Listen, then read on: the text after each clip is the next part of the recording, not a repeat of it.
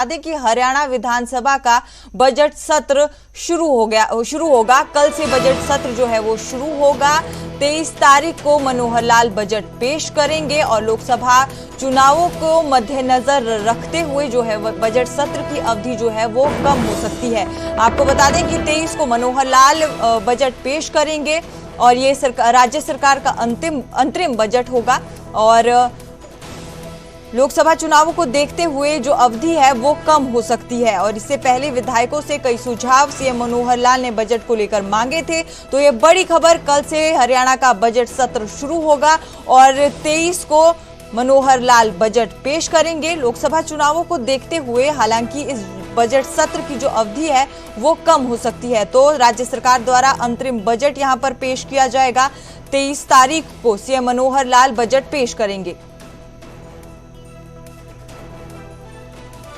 और इस खबर पर ज्यादा जानकारी के लिए अंकित दुदानी हमारे संवाददाता हमारे साथ जुड़ चुके हैं। अंतरिम बजट ये अंकित होगा राज्य सरकार का, किस तरह की घोषणाओं की संभावना?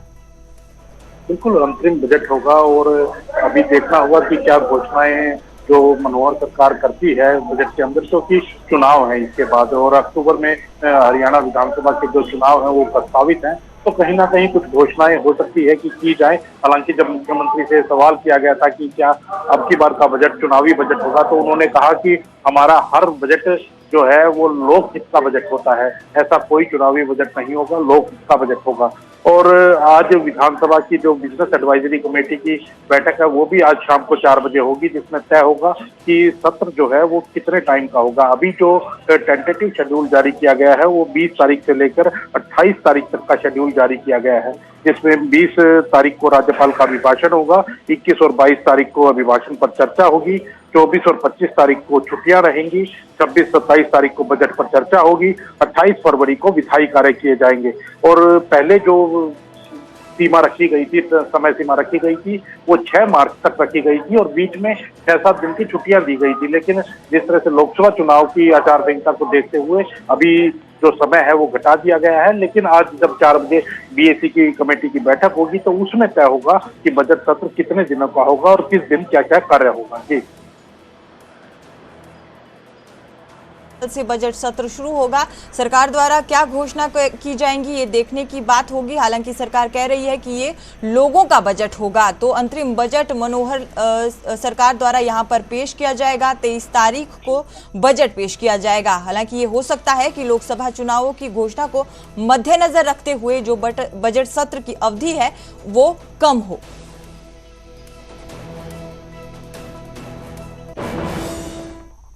बात करेंगे किसान आंदोलन की। आपको बता दें कि केंद्र और किसानों के बीच बीते कल चौथे दौर की बातचीत हुई, जिस पर केंद्र ने किसानों को 4 फसलों पर एमएसपी का प्रस्ताव दिया।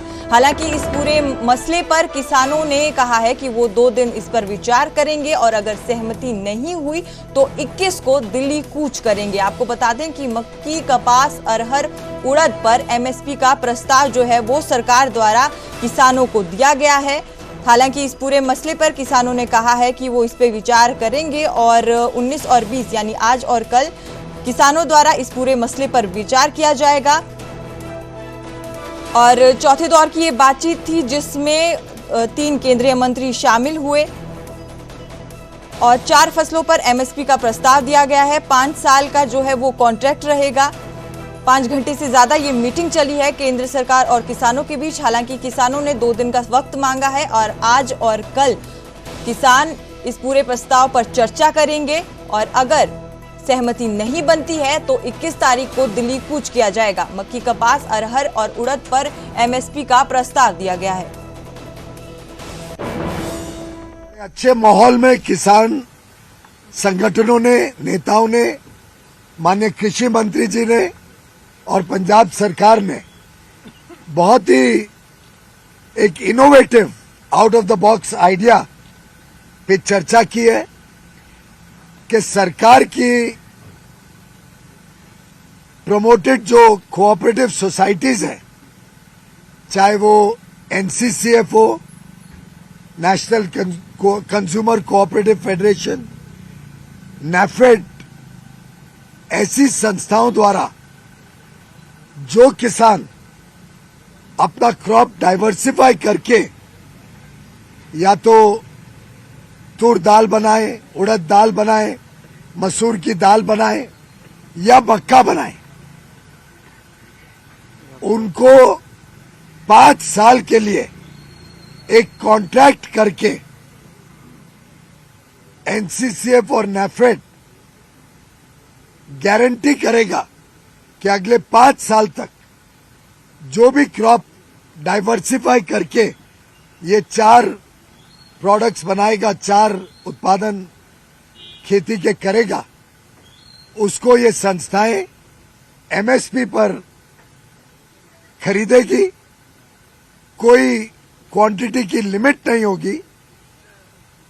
एक पोर्टल बनाया जाएगा।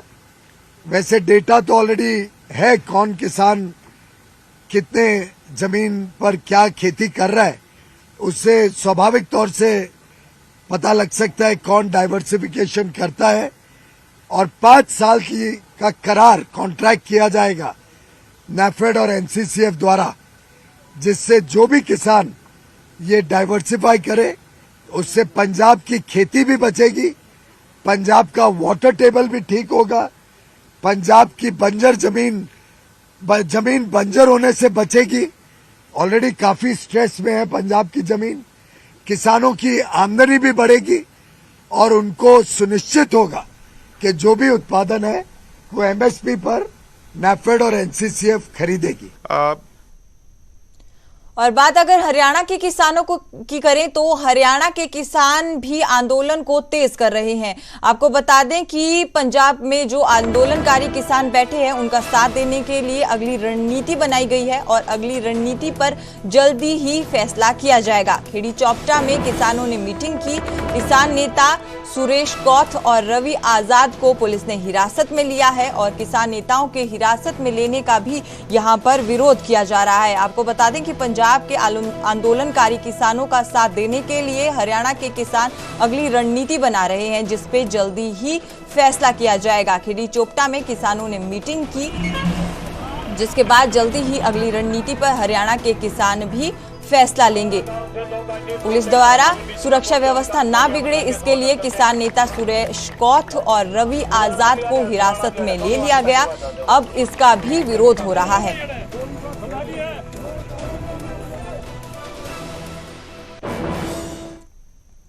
और इंटरनेट और एसएमएस सेवा बंद होने के बाद हरियाणा के लोगों की परेशानियां बढ़ रही हैं। आपको बता दें कि हरियाणा के 7 जिलों में इंटरनेट और एसएमएस सेवा बंद है। लोगों को इसकी सुविधाएं नहीं मिल रही है। इसी के साथ साथ सरकारी सेवाएं जैसे बिजली बिल भरने, राशन लेने में भी लोगों को परेशानी हो रही है।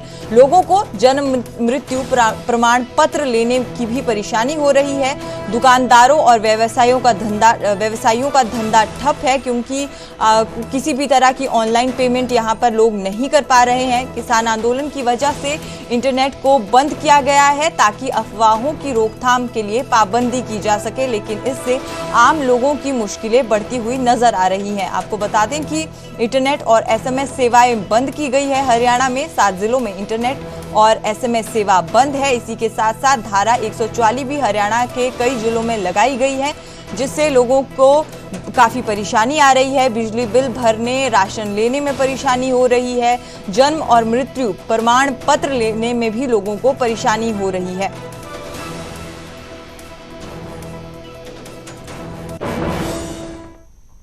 वहीं किसान आंदोलन के साइड इफेक्ट्स भी हो रहे हैं। आपको बता दें कि अंबाला में दवा कारोबारियों का धंधा ठप हो रहा है। रॉ मटेरियल और दवा की सप्लाई में जो है वो बाधा हो रही है। रास्ते में खेप जो है वो दवाइयों की अटकी हुई है, जिससे कारोबारियों को रोजाना लाखों का नुकसान हो रहा है। तो कारोबारियों ने सरकार से मदद की गुहार लगाई है। आपको बता दें कि अंबाला के शंभू बॉर्डर पे किसान अभी तक डटे हुए हैं और हरियाणा में जो है रॉ मटेरियल जो है दवा बनाने का वो नहीं आ पा रहा है, जिससे सप्लाई में बाधा हो रही है। रास्ते में दवाइयों की खेप जो है वो अटकी पड़ी है, जिससे कारोबारियों को काफी नुकसान हो रहा है, उनका धंधा ठप हो रहा है।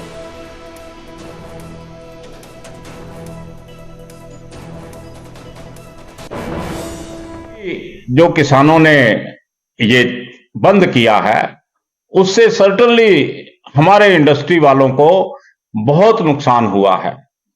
नुकसान ऐसे हुआ है कि जैसे हम अंबाला में है, खास करके हमारी फार्मास्यूटिकल इंडस्ट्री है, तो यहां जो कच्चा माल है वो सारा बाहर से आएगा, चाहे वो हैदराबाद से आए, चाहे वो बॉम्बे से आए, चाहे वो विदेश से आए, और बेचने के लिए भी हमारे पास मार्केट अंबाला नहीं है, हमें सब बाहर ही जाएगा, हिंदुस्तान के डिफरेंट कोनों में जाएगा, या विदेशों के कई कंट्रीज में जैसे हम एक्सपोर्ट करते हैं, तो हमें चारों तरफ से नुकसान हो रहा है। और अब बात करेंगे चंडीगढ़ नगर निगम के चुनावों की, जहां एक बड़ा उलटफेर देखने को मिला। आपको बता दें कि आपके 3 पार्षद बीजेपी में शामिल हो गए, जिससे दोबारा अगर चुनाव होते हैं तो बीजेपी का मेयर बनना लगभग तय है। आपको बता दें कि देर रात बीजेपी के मेयर मनोज सोनकर ने इस्तीफा दिया था और बीजेपी के पास अब 17 पार्षद है। अगर सांसद किरण खेर के वोट को इसमें गिना जाए तो ये 18 हो जाएगी। कांग्रेस और आप को मिलाकर अब 17 पार्षद हैं। अकाली दल के एकमात्र पार्षद का यहाँ वोट बहुत अहम हो जाता है, क्योंकि पूर्ण बहुमत के लिए जो मेयर को है वो 19 वोट चाहिए। तो ये बड़ी खबर, जिसने एक ऐसा समीकरण जिसने यहां पर सारा गणित बदल दिया मेयर चुनावों को लेकर। आम आदमी पार्टी के 3 पार्षद बीजेपी में शामिल हो गए। और इसी खबर पर ज्यादा जानकारी देने के लिए हमारे संवाददाता मनोज हमारे साथ जुड़ चुके हैं। मनोज, क्या कुछ जानकारी इस पूरे जो उलटफेर को लेकर आपके पास?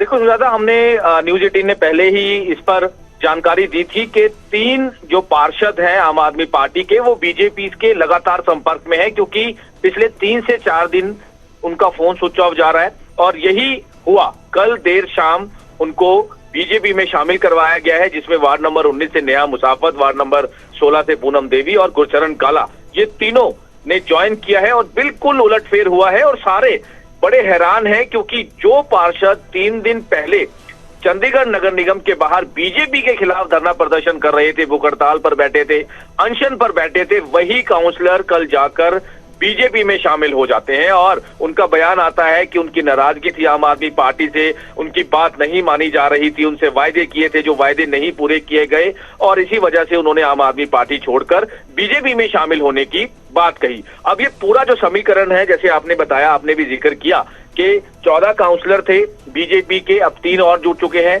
17 हो चुके हैं, और 1 वोट वो एमपी किरण की, यानी कि 18 वोट, और 1 वोट उनको और चाहिए मेजोरिटी के लिए, क्योंकि शिरोमणि अकाली दल अगर उनको डालता है तो उनकी जीत पक्की है, तो लगभग तय है उनका जीतना। और दूसरी साइड मनोज सोनकर जो मेयर थे चंडीगढ़ के, उन्होंने भी इस्तीफा दे दिया है। अब इलेक्शन तो होना ही है, यानी कि मेयर का इलेक्शन तो दोबारा होना ही है, लेकिन अब सबकी नजरें टिकी है कि आज सुप्रीम कोर्ट में थोड़ी ही देर में सुनवाई होने वाली है। प्रिजाइडिंग ऑफिसर अनिल मसीह सुप्रीम कोर्ट पहुंच चुके हैं, उनको बुलाया गया था, उनको पेश होने के लिए कहा गया था, क्योंकि उन पर गंभीर इल्जाम थे कि अनिल मसीह प्रिजाइडिंग ऑफिसर जो नॉमिनेटेड काउंसलर भी हैं, उन्होंने गड़बड़ी की, वीडियोग्राफ सामने आए और बहुत बड़ा इल्जाम लगाते नजर आए कि किस तरह के समीकरण चेंज किए गए, किस तरह से वीडियोग्राफी में साफ तौर पे देखा जा सकता है कि 8 वोट को इनवैलिड किया गया। ये बहुत सारी चीजें आरोप लगाया गया। और पहले 18 जनवरी को इलेक्शन होना था, उस समय अनिल मसीह बीमार हो गए थे, उसके बाद हाई कोर्ट पहुंचे, उसके बाद सुप्रीम कोर्ट पहुंचे, और 30 जनवरी को दोबारा से इलेक्शन हुए। और इलेक्शन में सबने देखा कि किस तरह से विवाद हुआ, किस तरह से हंगामा हुआ। आम आदमी पार्टी और कांग्रेस के अलायंस ने किस तरह से गंभीर इल्जाम लगाए, प्रेस कॉन्फ्रेंस की, और उसके बाद आज अहम सुनवाई होने जा रही है। हालांकि बीजेपी का साफ तौर पे कहना है कि लगातार हमारे संपर्क में आम आदमी पार्टी के काउंसलर थे और उन्होंने नाराजगी जताई थी। ज्यादा जानकारी देने के लिए। तो आम आदमी पार्टी के 3 पार्षद जो है बीजेपी में शामिल हुए। देर रात बीजेपी के मेयर मनोज सोनकर ने भी इस्तीफा दे दिया। अब बीजेपी के पास 17 पार्षद हैं।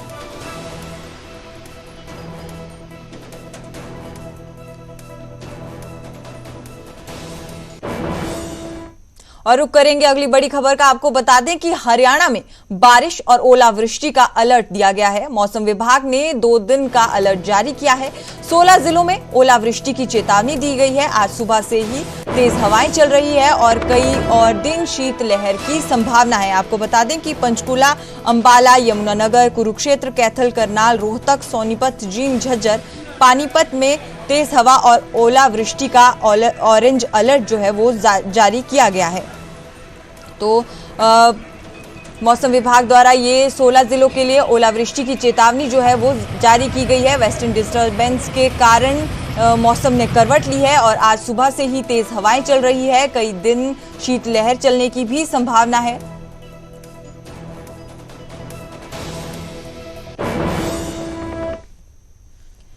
और अगली बड़ी खबर का रुख करते हैं। शराब तस्करी के गिरोह का पर्दाफाश हुआ है। एम्बुलेंस में ये लोग शराब की तस्करी करते थे। हरियाणा से बिहार के लिए शराब की सप्लाई की जाती थी और एम्बुलेंस में एक गुप्त कैबिन बना के रखा था जिसकी तर्ज पर ये शराब की तस्करी करते थे। तो ये बड़ी खबर, जहां शराब तस्करी गिरोह का पर्दाफाश हुआ है।